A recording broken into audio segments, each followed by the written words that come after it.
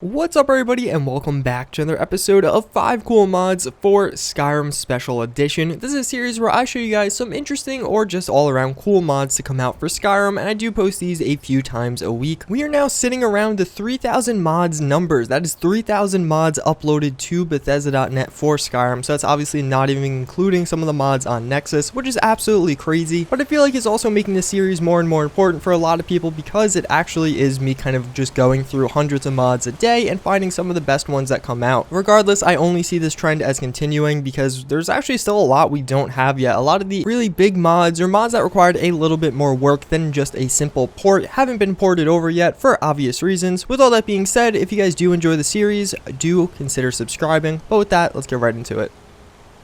So the first mod I do want to show you guys is the Ballista Turret. Basically, as you may have guessed, this is going to add in a Dwarven style Ballista Turret into the game for you to craft once you get some of the different perks. Definitely going to be a late game item. You won't be able to get this right off the bat, and it is very powerful and pretty expensive to actually create, so I almost feel like it's a little balanced in that sense. Once you place down the turret, you're going to have a few different options, basically what kind of enemies it'll attack, if it'll attack you or not, etc, etc. You also do have different ammo types, so you could have the different projectiles do varying amounts of damage. Obviously, the ones that do more damage are just going to be much more expensive to create. And on top of that, you can kind of set how fast you want this to fire. But all around, it's a very cool mod. It basically acts as a companion once you place it down. And then you could very simply and easily pack it back up and bring it back with you to wherever you want to go. Again, this is pretty expensive to create, but once you have it, it kind of just is cool. If you know there's going to be a fight or a difficult battle in some location, you can place this down and kind of provide some protection or just some shots fired on the enemies if you so desire. I do have it on the fastest setting here, so you can also make it shoot much slower, and you can kind of customize how much ammo you want it to use. All around, a very cool mod and much more unique than some of the other mods out there.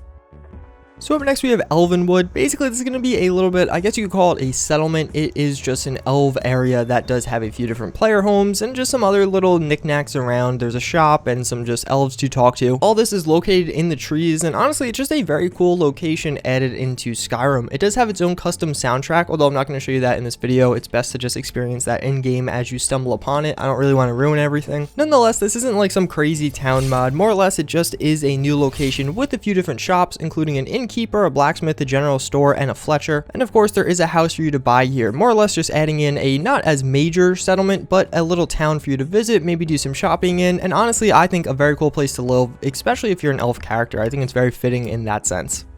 So then we do have Angelic Halos and Demonic Horns. This is actually one of the mods I put in my video where I said mods to be excited for in the coming game before Skyrim was even released. That video to get a lot of views, and I'm sure a lot of my new subscribers did come from there. But basically, now that we actually got it ported over to Skyrim, what this is going to add in is Halos and Demonic Horns for you to put on your character. These each come in a few different variants. First and foremost, you do just have like a normal halo, but then what I think is much cooler is the halos with these kind of glowing or flame effects. But maybe you're not feeling super good, you want to go the evil path. On that side, you do have some demonic horns, which also do have a few different effects. You could have just demonic horns, or you could have the flaming demonic horns, which I think are the real highlight of this mod. It's a relatively simple aesthetic mod, but I think pretty cool, especially depending on what kind of character you do want your person to be. Some of the different color halos with that burning effect just look really cool, especially in the nighttime when they have their glow going on. And obviously this occupies its own armor slot, so you technically could use this with a helmet if you so desired, although I imagine most people would be using it without one.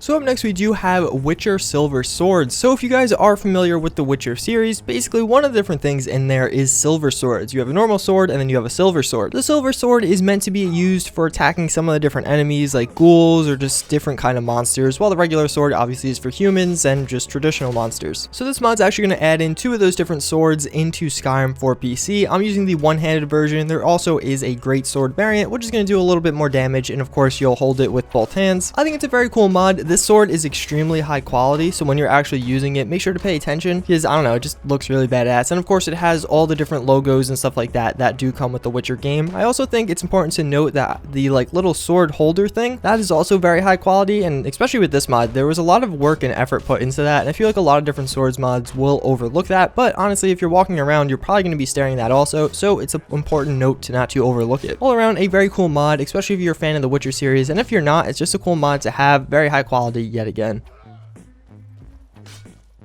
So last but not least, we have more kill moves. So this is a pretty simple mod, and I actually do want to note this is available on Xbox One and PS4. Regardless, all this is going to do is make it so kill moves are used much more often. So you know those kill moves, basically when you kill an enemy, you go through that little animation and the screen changes and you're in third person, etc, etc. So when you have this mod installed, the likelihood of one of those occurring is much more often. I think they look very cool, especially if you use some of the mods that add in new kill moves, which I will be putting in my next episode of 5 cool mods, but you can search for it if you're curious. I think it just fits into the game really well and spices things up a little bit. Again, very simple, but I think a cool one nonetheless. That's going to pretty much wrap up this episode of 5 cool mods. Hopefully you guys did enjoy. As always, I thank you for watching, and I do hope to see you all next time. Later.